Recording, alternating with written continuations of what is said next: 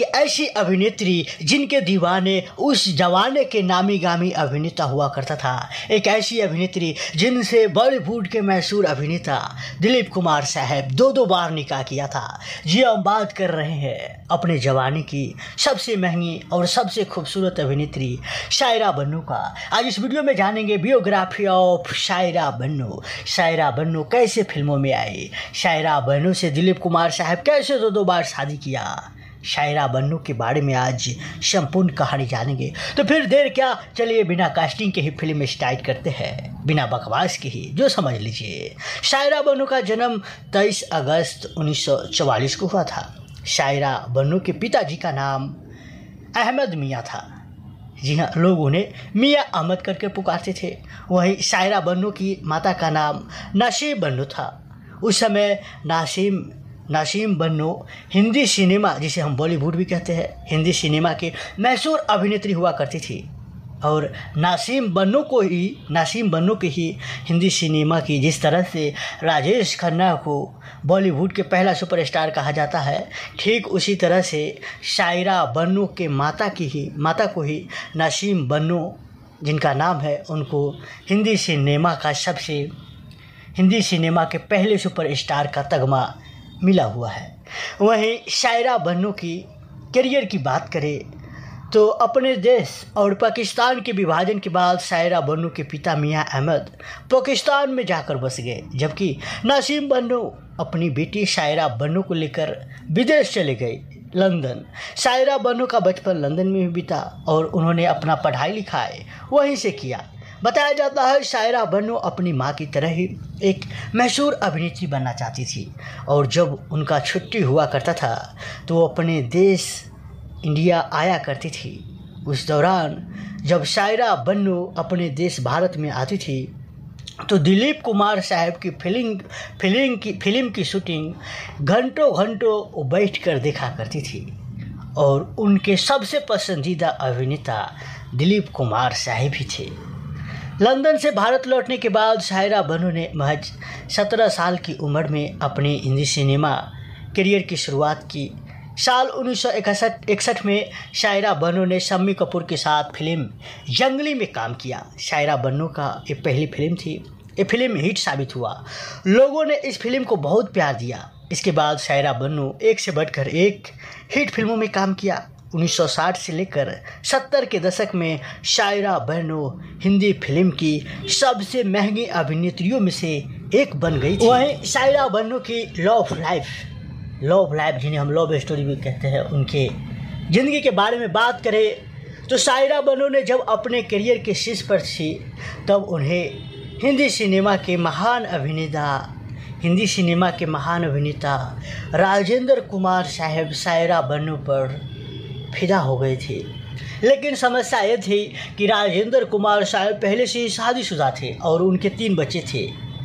जब ये बात शायरा बन्नू के माता नासिम बन्नू को पता चला तो काफ़ी गुस्सा गई, काफ़ी नाराज़ हो गई। जिस तरह से धर्म जी जब हेमा मालिनी से प्यार कर बैठे थे तो 4 बच्चों के पिता थे, ठीक उसी तरह से राजेंद्र कुमार भी 3 बच्चों के पिता थे। हालांकि अपनी बेटी को समझाने के लिए नासिम बन्नू ने अपने पड़ोसी दिलीप कुमार साहब का मदद लिया, और इसके बाद दिलीप कुमार साहब ने शायरा बन्नू को समझाया कि वो राजेंद्र कुमार से शादी न करे। ऐसा करने से तुमको ज़िंदगी भर सौतन बनकर रहना पड़ेगा और बहुत मुसीबतों को सामना भी करना पड़ेगा। तब शायरा बन्नू ने पलटकर दिलीप कुमार साहब से सवाल पूछ बैठा कि क्या तुम मुझसे शादी करोगे। इस सवाल का दिलीप कुमार साहब उस समय कोई जवाब नहीं दे पाया। वो सुनकर ही अपना होश हवास खो बैठे, या यूँ कह लीजिए शर्मा गए। जिधर वो देखे उधर वो देखते रह गए, एक टक्के देखते रह गए। और बताया जाता है एक तरफ शायरा बन्नू की माँ चाहती थी कि दिलीप कुमार साहब उनकी बेटी शायरा बन्नू से शादी कर ले, दूसरी तरफ दिलीप कुमार साहब भी धीरे धीरे शायरा बन्नू के खूबसूरती से प्रभावित होकर उनसे प्यार करने लगी। आखिरकार एक दिन दिलीप कुमार साहब ने शायरा बन्नू को शादी के लिए प्रपोज कर दिया। 11 अक्टूबर 1966 को दिलीप कुमार साहब और सायरा बन्नू ने एक दूसरे से शादी कर लिया।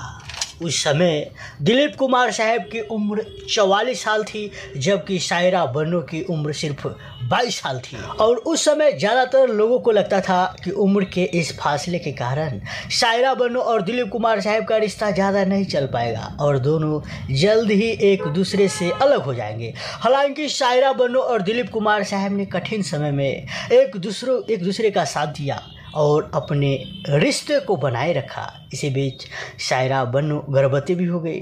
उस समय सायरा बन्नू फिल्म क्विटोरिया नंबर 203 की शूटिंग कर रही थी। लगातार शूटिंग के कारण उनकी सेहत पर बहुत प्रभाव पड़ा और उन्होंने एक मृत बच्चे को जन्म दिया। इसके साथ ही डॉक्टरों ने यह भी कह दिया था कि सायरा बन्नू अब कभी मां नहीं बन पाएगी। साल 1976 में सायरा बन्नू फिल्म इंडस्ट्री से दूरियां बना ली और अपने आप को एक गृहिणी यानी हाउस वाइफ की भूमिका में ढल गई। हालांकि बात यहीं पे ख़त्म नहीं होता है। 1980 के दशक में सायरा बन्नू और दिलीप कुमार साहब के रिश्ते में दरार आ गया। उस समय दिलीप कुमार साहब को पाकिस्तानी महिला आसमा से प्यार हो गया था। आसमा भी उस समय शादीशुदा थी और उनके 2 बच्चे भी थे। इसके बावजूद भी साल 1979 में दिलीप कुमार साहब ने आसमा के साथ चुपचाप गुपचुप तरीके से एक दूसरे से शादी रचा ली। कहा जाता है कि दिलीप कुमार साहब ने बच्चे की चाहत में आसमा से निकाह किया था। 2 साल बाद दिलीप कुमार साहब को आसमा ने तलाक दे दिया और वापस सायरा बन्नू के पास आ गए। इसके बाद कभी सायरा बन्नू और दिलीप कुमार साहब ने एक दूसरे का साथ नहीं छोड़ा। जब दिलीप कुमार बीमार रहने लगे तो सायरा बन्नू ने दिन रात उनकी सेवा किए। 7 जुलाई 2021 को दिलीप कुमार साहब एक लंबी बीमारी के बाद इस दुनिया को अलविदा कह गए। दिलीप कुमार साहब के जीवन की आखिरी सांस तक सायरा बन्नू उनकी सेवा करती रही।